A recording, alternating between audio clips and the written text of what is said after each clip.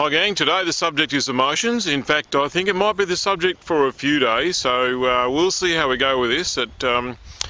Emotions, fantastically large field, so we'll talk about it in several parts. So in this video, an overview, and in some of the following videos in some specifics.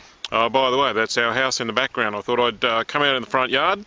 Immediately behind you is a couple of 100 acres of bush here near the bush capital in Canberra in New South Wales, Australia, just outside the ACT. Anyway, enough about that. So, emotions basically fit into the large unknown category in our lives. It could be true to say that we have a physical existence, a mental existence, an emotional existence, and a spiritual existence.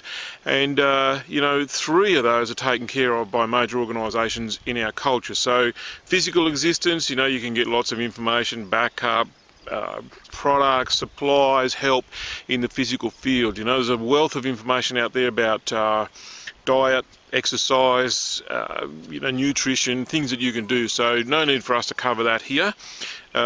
Same with mental, you know, there's a wealth of information for you to go and learn how to study or to educate yourself. You can go to universities, TAFE colleges. In fact, there's a free university here in Australia run by the ABC, or run on the ABC.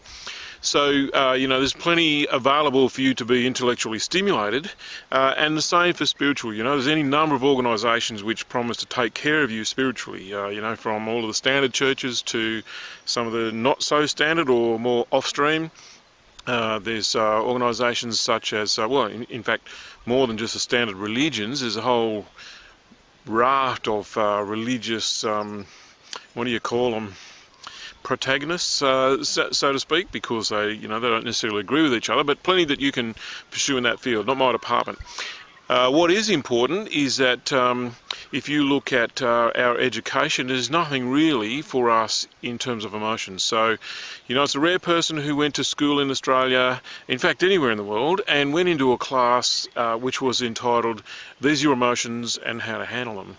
So, you know, we're babes in the woods, and from that point of view, our emotions tend to muck us up because they drive us. They're in fact the bottom line driver for pretty much anything that we do, and yet we know so little about them.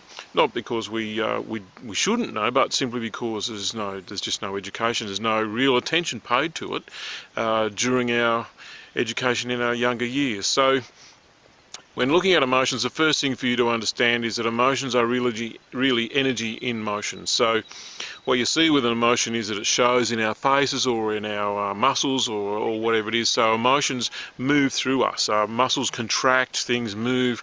Emotions are not thoughts. And the truth is you cannot think your way through a feeling. You know, it's unfortunate, but it's true that, you know, you're probably going to be sad when your mother dies, and there's no use someone coming up to you and saying, oh, you know, think positively about it, think about what a great life she had. The truth is you'll be sad because you'll be missing your mum. So, and hopefully that is the case. I have heard of people who'll be glad that she's gone, but, you know, it's normal and natural for us to feel these feelings. However, we are taught that is not normal and natural. So the 6 basics that we struggle with in our culture pretty much look like this, and you might want to jot them down because they tend to run in order, one above the other. So joy, peace, love, anger, sadness, fear. Now there are a couple of other big time emotions not mentioned in that list. We'll get to them later. But the 6 basics, psychologists call them the 6 basics: joy, peace and love, commonly categorised as the good ones. Anger, sadness and fear commonly categorised as the not good ones, so the good ones, the bad ones, you know, the nice ones, the ugly ones, whichever way you want to look at that. And what happens in our culture is that we're apparently allowed to exhibit as much of joy, peace and love as you like, but anger, sadness and fear, you've got to stay away from them. Now, it's not possible to stay away from them. What it means is we have to suppress them. And, you know, logic tells us that anything that you suppress inside yourself is going to fester up and blow up, and what we don't know is how that's going to happen. So it's common for us to see people have outbursts. You know, an outburst of sadness, an outburst of anger, you know, an outburst of fear. That's more like a panic attack, but nevertheless, these things happen. So we fill up, and when we're running a brimmer, then boom, over it goes, and we go ballistic over a trivial event. So some small event triggers a massive emotional eruption that's not relevant to what took place. So it's our purpose now to have a look at each of those things individually and get yourself balanced with each one of the 6. The 2 that I haven't mentioned are probably the most common of all, and that's shame and guilt.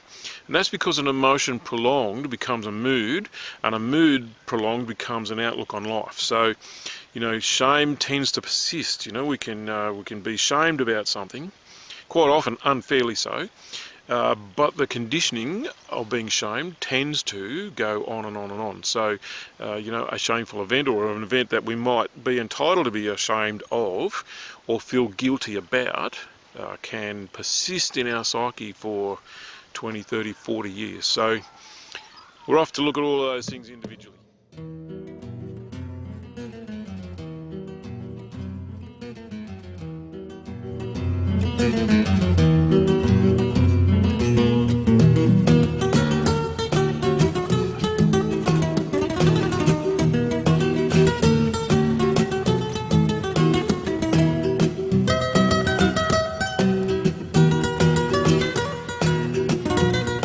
Hi gang, today the subject is emotions. In fact, I think it might be the subject for a few days, so we'll see how we go with this.